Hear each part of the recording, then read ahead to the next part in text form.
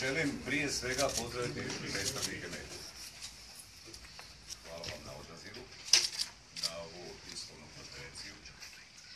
Hvala vama svima koji ste evo vrlo brzo poslušavši vijesti i vidjevši portale. Evo došli isto tako ovdje u ovaj prostor gdje ste državni konferenciju.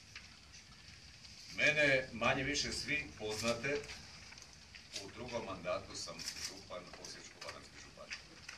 Želim odmah na početku iskazati svima i odaslati pozdrav prema javnosti da događaj, politički događaj, niti su imali, niti imaju, niti će imati utjecaja na funkcioniranje Osječko-baranjske županije i sustava. Ono besprijekorno funkcionira, radi zajedno sa mojim suradnicima na razvoju županije u svim onim u cjelokupnom djelokrugu rada kako županije inače funkcioniraju.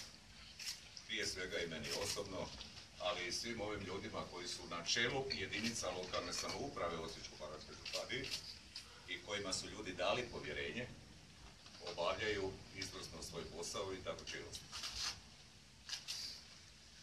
Evo prije 1-2 sata imali ste prigodu vidjeti u HDSSB-u i poslušati tiskom. Dakle, nitko se ovdje ne skriva, nitko ne radi nikakve zaplotnjačke radnje. Svi mi možemo i svojim biračima i vama pogledati u oči i mene osobno, ali i ove ljude, nije strah iskazati javno svoje promišljenje, svoja stajališta, ne sada, nego već dugo vremena kako nas sve poznaje. I mislim da to nije nikakav grijeh. Dakle, u HDSSB-u, čiji sam ne samo ja, nego i mnogi osnivači, moram reći da mi je ta regionalna stranka, stranka dobrog programa, stranka koja ima program za Slavoniju i Baranju, koja ima program i za nacionalnu razinu, da smo se svih ovih godina borili ne za stranku političku, nego kroz stranku za boljitak i dobrobit ne samo naše županije, nego Slavonije i Baranje i ovoga dijela Hrvatske, ali i Hrvatsku cjelinu. I tu se apsolutno ništa promijenilo nije. Tu borbu nastavljamo. Težeći zajedništvu, težeći jedinstvu, usuglašavanju najboljih ideja, stajališta, a isto tako i najboljem djelovanju u njihovoj provedbi. Ma građani su bitni, ljudi su bitni, standard je bitan. Znate da nisam zadovoljan situacijom i u gospodarskom dijelu i u puno tih stvari svakodnevnice koju imamo. Pa kriza i recesija nas lomi. Pa ljudi odlaze odavde. Mladi posebno. Nema posla. Ima nekakvih malih pomaka. Ali još uvijek nedovoljno da bi bili sretni i da bi bili zadovoljni. I ništa me neće omesti, nikakve politikanske igre, podmetanja na političkoj razini i od bilo koje političke stranke da me spriječi i da zaustavi, da i dalje ne daje maksimum od sebe, upravo u funkciji županije, pa ako hoćete i šire. A siguran sam i ovi ljudi ovdje. Pogledajte, ovo su ljudi koji su čelni ljudi u jedinicama lokalne samouprave. Svi oni. I oni već godinama rade, jer su ih birači na izborima izabrali. I radit će i dalje. A sada da nešto progovorimo o stranačkoj problematici moje stranke HDSSB. Hrvatski demokratski savez Slavonije i Baranje nije ničija privatna stranka, niti ničija privatna politička opcija. Nego je ona nastala i izrasla kao težnja svih ljudi na ovim prostorima da imaju nekoga koji ih iskreno zastupa. I vjerujte da je veliki na tisuće ljudi unutar HDSSB-a cijelo ovo vrijeme možda manje ili više uspješno, ali dali su sve od sebe i daće sve od sebe. Da ne provode nekakvu politikansku igru, da se ne bore za nekakve svoje funkcije, položaje, fotelje, nego na onim mjestima gdje su im ljudi dali povjerenje, da izvuku maksimum od sebe, da motiviraju druge i da rade za opće dobro. A neka ljudi ocjene koliko smo mi svi zajedno ili kao pojedinci manje ili više uspješni. Ali da dajemo sve od sebe, dajemo. Optužbe izrečene na presici, pa i konkretne mjere koje su povučene, ne bih puno komentirao. Samo da vam kažem da ja jesam član predsjedništva, dakle za sve ukupno stanje u stranci, naravno da svoj dio odgovornosti snosim i ja. Ali nisam baš mogao očekivati da će se, evo, u 21. stoljeću, da ono što sam čitao za staljinističke čistke i eliminaciju, političku eliminaciju, oni koji javno iskazuju svoja razmišljanja i promišljanja u najboljoj vjeri i u najboljoj namjeri, da će neko uzeti sebi za pravo pa jednim potezom pera pokušati isključiti svoje dojučerašnje stranačke prijatelje, ali su oni tvrdimo još i danas u stranci, samo zbog toga što imaju drugačiji način rješenja brojnih nagomilanih problema. Sa takvom politikom se ja ne mogu složiti. Vi mene svi osobno poznajete, vi ste pratili rad i vi jako dobro znate da sam u svakom trenutku svih ovih proteklih dana, tjedana, mjeseci i godina i na predstavničkim tijelima i djelovanjem na bilo kojem mjestu pokušavam i pokušavat ću smanjiti političke tenzije, svesti ih na najmanju moguću mjeru. Jer one su rezervirane za izbore. Onih 3 tjedna predizborne kampanje, pa onda je vrijeme da se mi suprotstavljamo svoje ideje, svoja razmišljanja, načine kako ćemo doći do nekakvog cilja, opet za opće dobro. A zabavljati javnost na ovakav način, to mi ne prihvatljivo. Ne samo ovi ljudi, brojni ljudi unazad, pa sad to više nije unazad nekoliko mjeseci, nego unazad 2 godine. I to da bude jasno. Pa ja u županiji primam ljude, pa svakoga ko se javi. Obične ljude, građane. Ako ne mogu riješiti, a ne mogu, nažalost ne mogu u većini slučajeva riješiti taj problem. Ali ih onda saslušam, dajem savjet, moje stručne službe, govorim to su naše stručne službe. Pokušavaju im pomoći. Ali i ovi ljudi i brojni drugi su puno puta dolazili sa dobrim idejama vezani za stranku, za HDSSB. Sa dobrim rješenjima. Ja ću vam sada otvoreno reći što ja mislim, možda samo fragmentirano, a uvezano na ono što je izrečeno malo prije na tiskovnoj konferenciji. Dakle, ja ne vidim zapravo da se u onim ključnim stvarima, barem to nije tamo izrečeno, razlikujemo. Da, tražim demokratizaciju stranke. Tražim da stranačka tijela budu odraz volje većine članova HDSSB-a. Da, tražim tajno glasovanje. Da, tražim isto tako i otvorene liste, neka se ljudi kandidiraju ako misle da imaju povjerenje. Zbog čega bježati od toga? Pa za to nije demokratski. Pri tome, ne anulirajući pravo apsolutno nikom u stranci da se ne kandidira. Hoće biti izabran u stranačka tijela, pa Bože moj. Dakle, puno puta smo u zadnje 2 godine razgovarali o tome. Ne znam koji je bio razlog ovako naglom postupku, samo ću vam, evo, u zaključku, ako bude bilo potrebe, ću se i uključiti. Dakle, ono što se dogodilo, isključiti 6, čini mi se da je isključeno 6 ljudi sinoć. A a da se zapravo ne zna zbog čega su isključeni, osim ako to nije zbog načina razmišljanja. Između ostalih Danijela Lovoković kao predsjednica glavnog odbora i još uvijek važeća predsjednica glavnog odbora. Dinko Burić kao zamjenik predsjednice glavnog odbora. Još 4. Tomas, čini mi se Cickaj, Kovačević, Marina Novoselnik.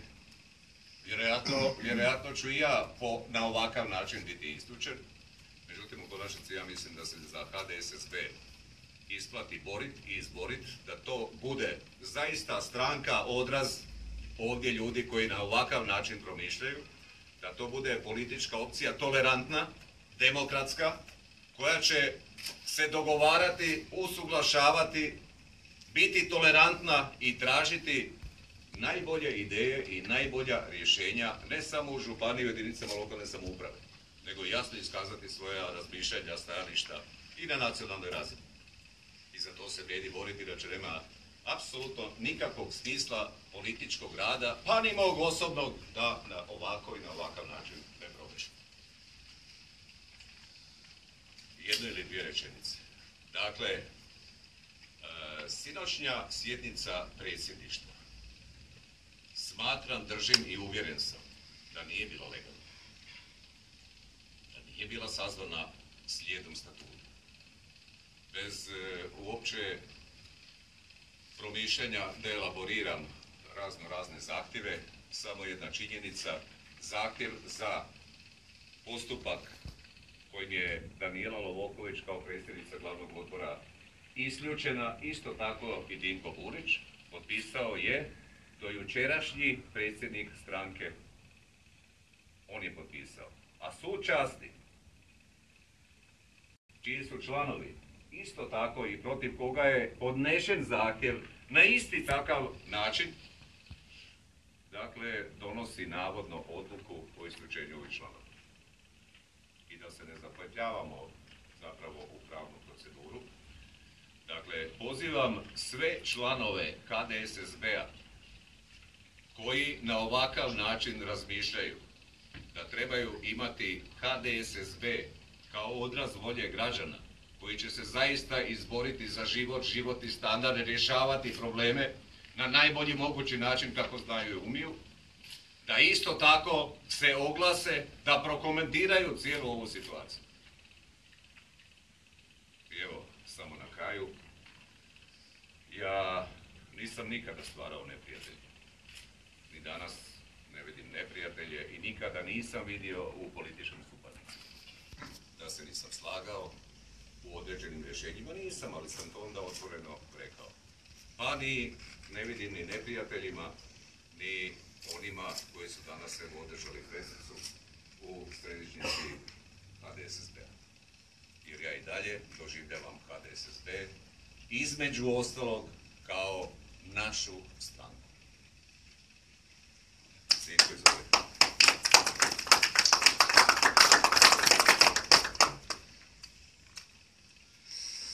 Lijepi pozdrav svima. Evo, zahvaljujem se što ste vi predstavnici medija došli na ovu tiskovnu konferenciju, ali koristim priliku da kako pozdraviti ovdje i zahvaliti se svim načelnicima i gradonačelnicima jedinica lokalne samouprave s područja naše županije koji su iz redova HDSSB-a prenoseći i pozdrave i gradonačelnika Đakova, gospodina Zorana Vinkovića, koji je također suglasan sa svime što zajedno radimo, ali nažalost zbog brzine sazivanja ove tiskovne konferencije i ranije planiranih obveza nije mogao biti, zamolio je da prenesem i njegove pozdrave i njegovu potporu svemu govoru. Htio bih na samom početku istaknuti jednu iznimno bitnu stvar, a to je svi me jako dobro poznate i svi znate moj odnos prema Branimiru Glavašu za vrijeme dok je bio u zatvoru. Želim i ovaj puta jasno i nedvosmisleno istaknuti. Ponosan sam na sve ono što sam i kako sam činio i radio za Branimira Glavaša dok je bio u zatvoru, zajedno sa još nekolicinom svojih prijatelja, smatrajući ga nepravedno osuđenim hrvatskim generalom i smatrajući svojom ljudskom, pa i kršćanskom, jer sam i vjernik, dužnošću i obavezom učiniti sve da ga u tim teškim trenucima održim i u psihičkom i u fizičkom, pa i u političkom životu koji mu je neobično važan. I sve bih u istoj situaciji i za Branimira Glavaša i za svakog za koga smatram da mu je učinjena nepravda kakva je bila učinjena njemu, to ponovo ponovim. I ne žalim ni za čim, jer sam sve to radio iskreno i od srca. I samo da znate, pošto volim brojke, ne žalim ni za u tih 5 godina prevaljenih 120.000 kilometara njemu u posjet u zatvor u Mostar svakih 15 dana i potrošenih vlastitih 107.000 kuna za gorivo, jer sam, pošto volim brojke, čak i to izračunao i to bih ponovo ponovio. Toliko o mom odnosu prema Branimiru Glavašu dok je bio u zatvoru. Duboko uvjeren da za to zašto je bio u zatvoru, tamo mu mjesto nije bilo. Nakon povratka Branimira Glavaša iz zatvora nastupa druga situacija i faza kad je u pitanju političko djelovanje, a i ja se zajedno sa svima ovdje nazočnima bavim politikom. Sada govorimo, i to zaboravimo, to stavljam sada u drugi plan, ali vi možete kasnije postavljati pitanja. Mi sada pričamo o onome što se događa sa Hrvatskim demokratskim savezom Slavonije i Baranje nakon povratka Branimira Glavaša iz zatvora u veljači prošle godine, u posljednjih 20 mjeseci. Ne treba biti veliki mudrac, ali se i nemamo pravo nitko od nas praviti da ne vidimo da je njegovim povratkom dobrodošao gradonačelniče Donjeg Miholjca, gospodin Zoran Kovač, da se njegovim povratkom u stranku, ovdje u Hrvatsku, politički život i djelovanje HDSSB-a strmoglavo počeo urušavati. I s obzirom da je i malom djetetu jasno da je najveći isključivi krivac za to Branimir Glavaš, ne bježeći i od vlastite odgovornosti svih nas, što smo u prvim mjesecima, ja ću osobno reći i sažaljenja za njega, jer je kao ptičica koja je došla na slobodu, ali s pravom izašla na slobodu, povlačio neke poteze koje smo mu tolerirali i koji nas ne aboliraju od odgovornosti. Zbog katastrofalnih rezultata na izborima, svim izborima koji su uslijedili u posljednjih 20 mjeseci, najveću odgovornost za to snosi Branimir Glavaš i predsjednik stranke Dragan Vulin, koji je pametan, lijep, simpatičan, oku kamere i fotoaparatima zaista prihvatljiva osoba, ali snosi političku odgovornost zbog nečinjenja za urušavanje stranke. I zato kratko i jasno želim reći. Točno je, zahtijevam da sukladno statutu i odredbama statuta HDSSB-a učinimo 3 stvari, bez ičega u rukavicama. Ako želimo sačuvati HDSSB kao jednu dobru i plemenitu i za sve građane Slavonije i Baranje korisnu političku ideju, onda treba učiniti 3 stvari. Prva je izbaciti Branimira Glavaša iz HDSSB-a, druga je smijeniti Dragana Vulina sa mjesta predsjednika stranke i u što je moguće kraćem vremenu, sukladno statutu, sazvati sjednicu glavnog odbora i pod hitno, opet sukladno statutarnim odredbama, organizirati novi izborni sabor, da se demokratskim putem, kako je rekao i gospodin Šišljević, uključujući i mogućnost tajnog glasovanja, izabere novo vodstvo stranke, jer ova ideja još uvijek nije propala, ali poslije 6 su išle 2, poslije 2 ide 1, ako ništa ne poduzmemo, bit će nijedan. Ovo govorim duboko svjestan svoje i ljudske i političke odgovornosti prema svim našim biračima. I sam sam gradonačelnik jednog malog slavonskog gradića i dužan sam predstavljati interese svih građana grada Belišća i onih koji su glasali za mene i onih koji nisu glasali za mene i oni koji jesu u HDSSB-u i oni koji nisu u HDSSB-u. Smatrajući da su ova 3 koraka osnovni preduvjet povratka u život HDSSB-a, ja sam nastojao biti jasan, razumljiv i nedvosmislen. Ponavljam, Branimira Glavaša izbaciti iz stranke, Dragana Vulina smijeniti s mjesta predsjednika stranke i na što je moguće ranije sazvanom glavnom odboru organizirati i sazvati izvanredni izborni sabor i izabrati novo vodstvo. Pri kraju neću ni pokušati pojašnjavati ove igre tko je koga prije suspendirao i tko postupa sukladno statutu, a tko ne.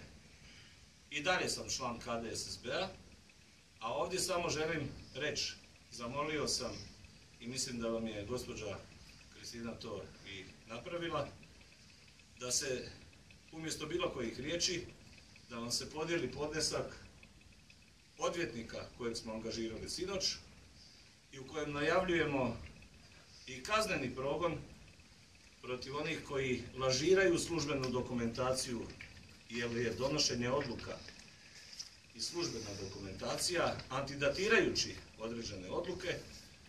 Dakle, slijedi prijava i DORH-u i svima onima koji će o tome odlučivati.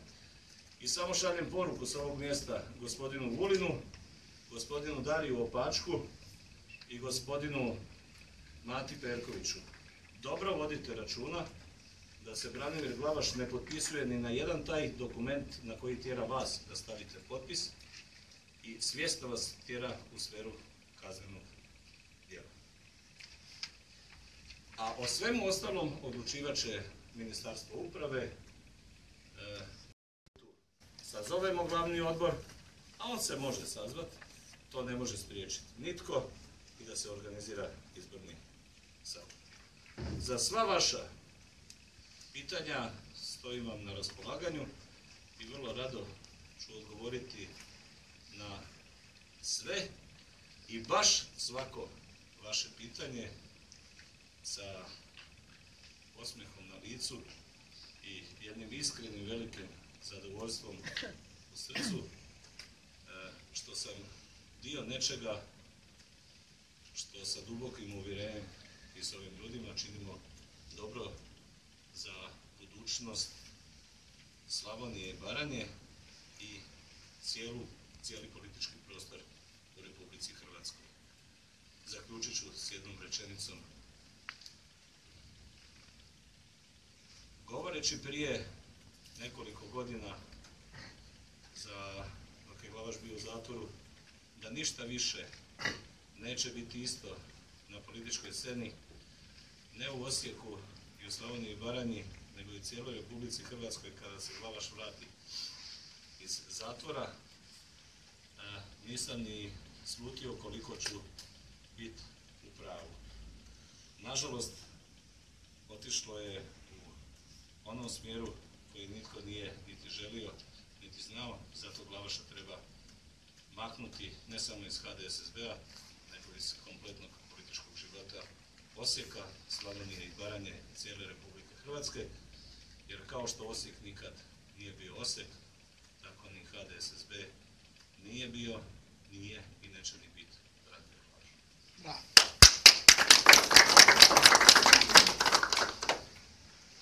Pokušati biti malo kraća.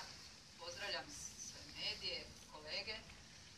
Samo ću se jednom rečenicom pokušati nadovezati jer danas mi telefoni zvone cijeli dan.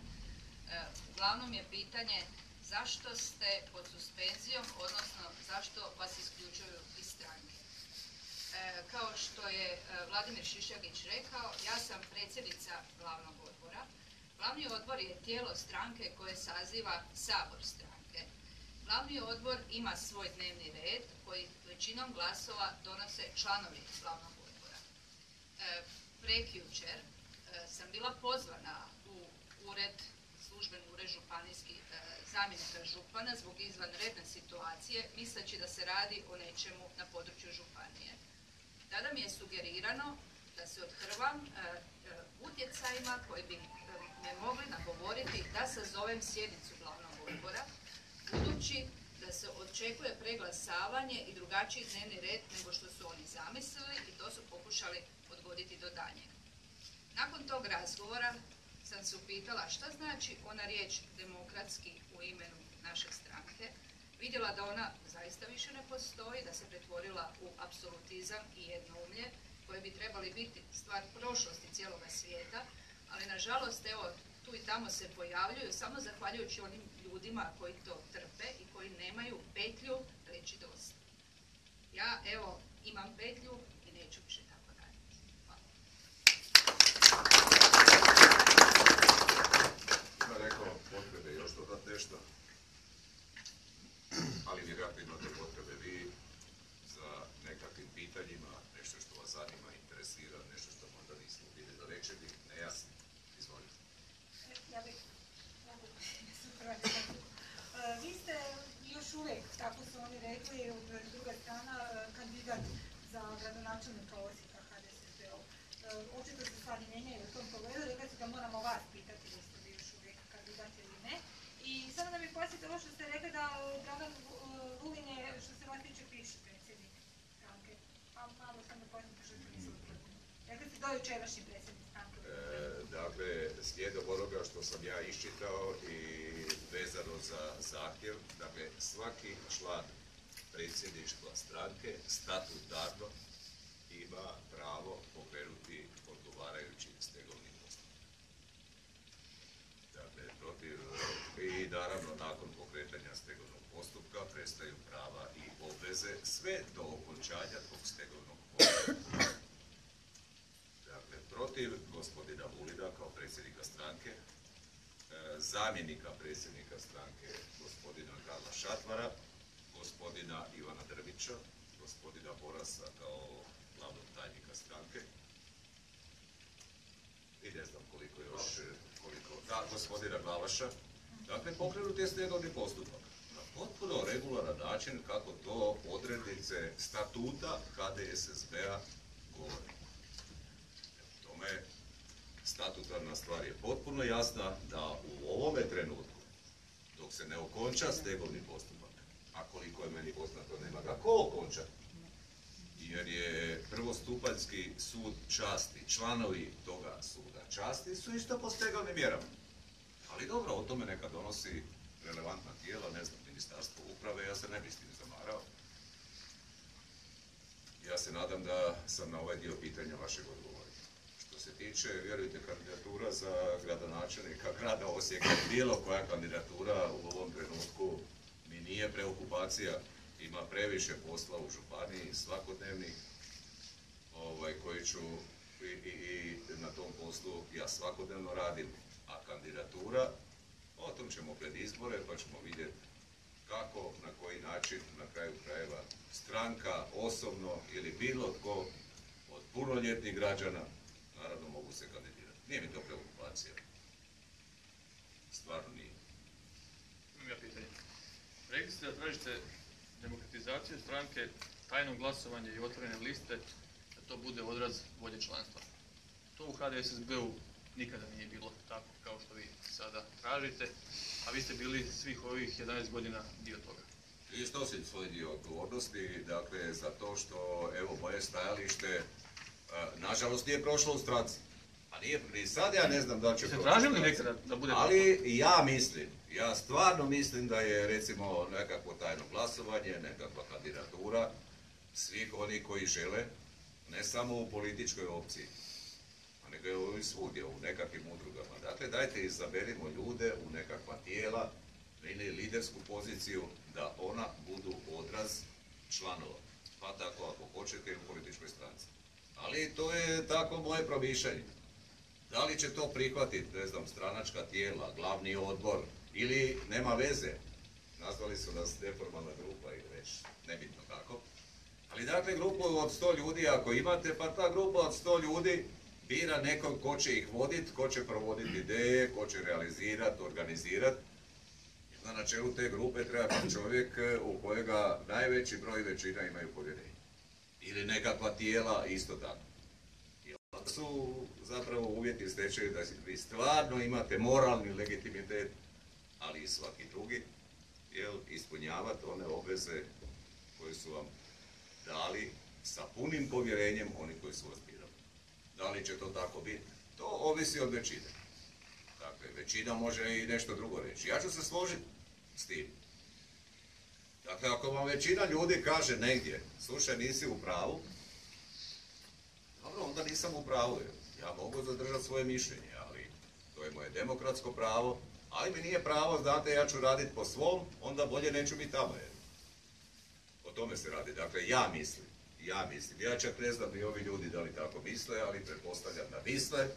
Ja mislim tako da je to najbolje i da bi to bilo najbolje svugdje, ne samo u političkoj stranci. Da se nadovežem, znači li to da ste to isto tražili i kada se birao predsjednik stranke Bubalo, kada ste bili izabrani za predsjednika stranke, kada se gospodina Vulina... Nisam tražio, iskazivao sam svoje mišljenje, ali nisam tražio i na stranačkim tijelima da sam se ustao i rekao da, ja tražim to i to. Nisam, ali sam iskazao svoje mišljenje šta ja mislim o tome. I ocijenio sam da to u tom trenutku ne prolazi. Ako sam tu kriv, pogriješio, volim, ja sam rekao da ja u tom dijelu mogu snositi svoju odgovornost i svjestan sam zapravo svoje odgovornosti, ali ne možete u realizaciji dobrih ideja glavom kroz zid. Netko ko razmišlja, ko donosi odluke, ja nikada nisam donosio odluke preko koljena.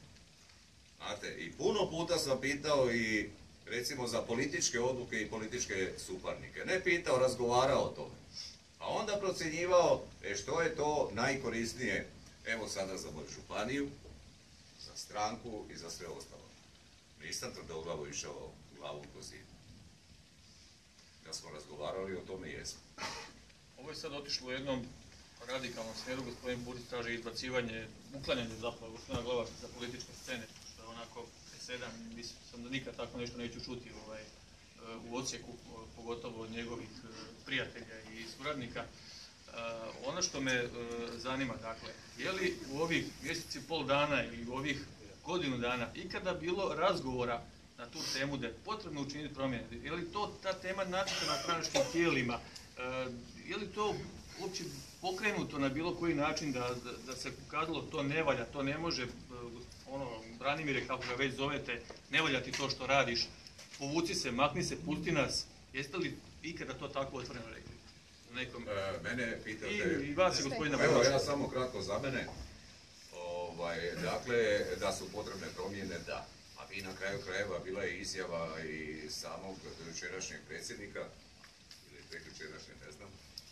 A bila je izjava da su potrebne promjene. Imali ste naziv kako Dakle, za stranku je potreban šok. Nekakav šok da se stranka... Mislim, to je svima jasno. Ako vi ako vi idete i padate dolje, ne znam ja, od osnutka stranke, a na ovamo, ako imate, ne znam ja, 6 ili 7 zastupnika 2011. godine, pa 2015. padnete na 2, pa 2016. padnete na 1, da nešto nije u redu i da smo izgubili povjerenje birača. Dakle, tu ubrajam i mene. Zašto smo izgubili? Pa nisu ljudi ograničeni, pa oni gledaju šta mi radimo. A očito nismo na najbolji način prezentirali možda i ono što radimo dobro. Ali nismo im se približili, nismo im pojasnili, nismo im dali informaciju. A na kraju krajeva, znate šta, možda smo i loše radili, pa je to povjerenje izostalo. Bilo je, dakle, da je bilo govora o tome. Iako je stranačka tijela, znate, vrlo rijetko su se sastajala i ja moram priznati da sam slabo sudjelovao, ali kad god sam dobio poziv, ja sam se pojavio na stranačkim tijelima. Ja bih htio biti konkretan, da, 8.11.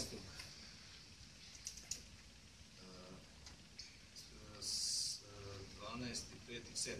ispričavam se, u srijedu, 4 dana prije ovih parlamentarnih izbora, na posljednjem sastanku 7.9. 4 dana prije ovih parlamentarnih izbora, na zadnjoj sjednici koordinacije 4. izborne jedinice, izašao sam za govornicu i pred predstavnicima svih općina i gradova Virovitičko-podravske i Osječko-baranjske županije pred Branimirom Glavašom rekao sljedeću rečenicu koju ću ponoviti pred vama.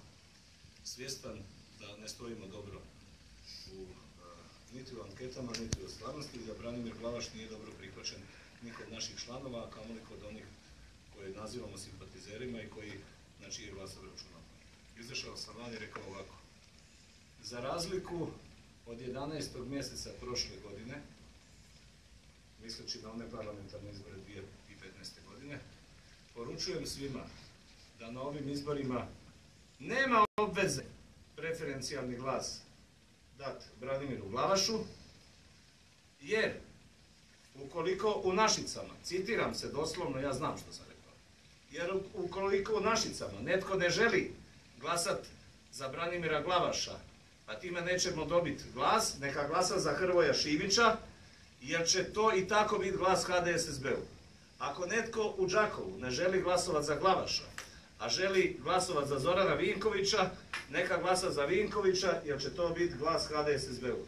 Ako netko u Belišću ili Valpovu ne želi glasat za Branimira Glavaša, a želi za Burića, neka glasa za Burića, jer će to i tako biti glas HDSSB-u. Od tog trenutka, i završio sam s ovim, je li tako, Branimir? Dobacio je iz klupe nešto što ne moram sada govoriti, i od tog trenutka Branimir Glavaš je zabranio bilo kakvu komunikaciju sa Dinkom Burićem.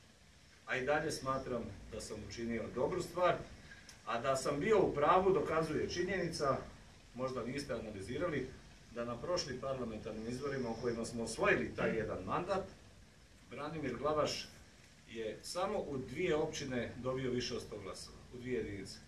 U Osijeku, to 1094 glasa, malo manje nego ja u svom malom Belišću, odnosno malo više nego ja u svom Belišću, i u Đakovu 133. Ni u jednoj općini i gradu u Virovitičko-podravskoj i Osječko-baranjskoj županiji nije uspio skupiti niti 100 glasova.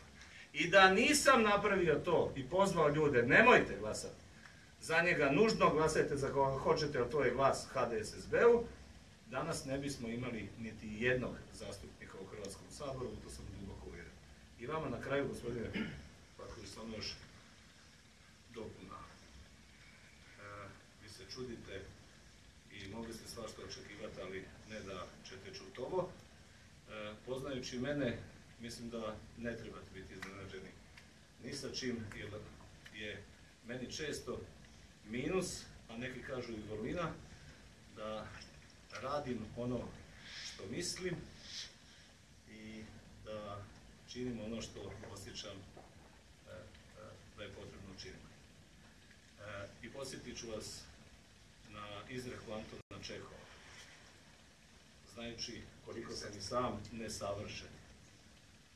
podsjetit ću vas na njegovu izreku kako drugi dio života kod pametnog čovjeka prolazi u oslobađanju od ludosti, predrasuda i pogrešnih mišljenja koje je učinio u prvom dijelu svoga života. I zaključno samo i ovo, činimo dobru stvar ovaj put i za njega osobno i za Dragana Vulina, da ne uleti u sferu kaznenih djela kao pametan i mlad čovjek. Neka se sjete da se čast ne može oduzeti, ali se može izgubiti. Sve smo učinili i ponosim se time da sam činio sa svojim prijateljima sve da Glavašu čast ne bude oduzeta. Ali neću sudjelovati u tome kad već on to sam želi da tu istu čast izgubi. Gospodine Burić, Možda ima još pitanje. jeste li vidjeli možda objavu gospodina Branimira Glavaša na Facebooku danas, kako vas je nazvao, pretpostavljamo vas? Ne, nisam vidio, ali recite mi slobodno. Pa evo, dobro da sad nažem, ali stavio je snimku vas kako držite njegovu fotografiju gdje pričate s njim na telefon, govorite mu da ga volite i poštujete i iznad toga piše prvak analnog alpinizma. Pa sad, ponovit ću, komentirat ću prvi dio, a za drugi dio ostavimo to za nešto što se zove rubrika bez komentara. Dakle, prvi dio. Ponavljam, sve što sam činio za Branimira Glavaša dok je bio u zatvoru, ponosan sam. Sve sam radio iskreno i od srca i sve bih to isto ponovio za osobu za koju smatram da se nalazi nepravedno zatočena u zatvoru. Moje prijateljstvo prema Branimiru Glavašu nema nikakve veze sa političkom odgovornošću Branimira Glavaša i mojom svjesnošću i vlastite odgovornosti za budućnost nečega što je dobro za političku scenu Slavonije i Baranje i cijele Republike Hrvatske, a to je sačuvati projekt HDSSB-a. Ovaj drugi dio mogu samo reći, kao i što sam njegovom bivšem prijatelju u Hrvatskome saboru jednom prilikom savjetovao da posjeti psihijatra, tako mu sad kao liječnik dobronamjerno savjetujem isto to da učini specijalistički psihijatrijski pregled, ali za njega s jednom nadopunom. Na ovakve komentare bilo bi dobro otići i na posvetu Svetom Vodicom. Ako ni to nije dovoljno, onda i zatražiti pomoć egzorcista. Nemojte se ljutiti, možda autor ne zna značenje uopće te riječi. Ovo je latinska riječ. No dobro, ima pitanja. A ništa, ako nema pitanja, ja vam od srca zahvaljujem svima koji ste, evo, u ovako kratkom vremenu našli vrijeme, došli, poslušali nas i naravno prenijeti u javnost ono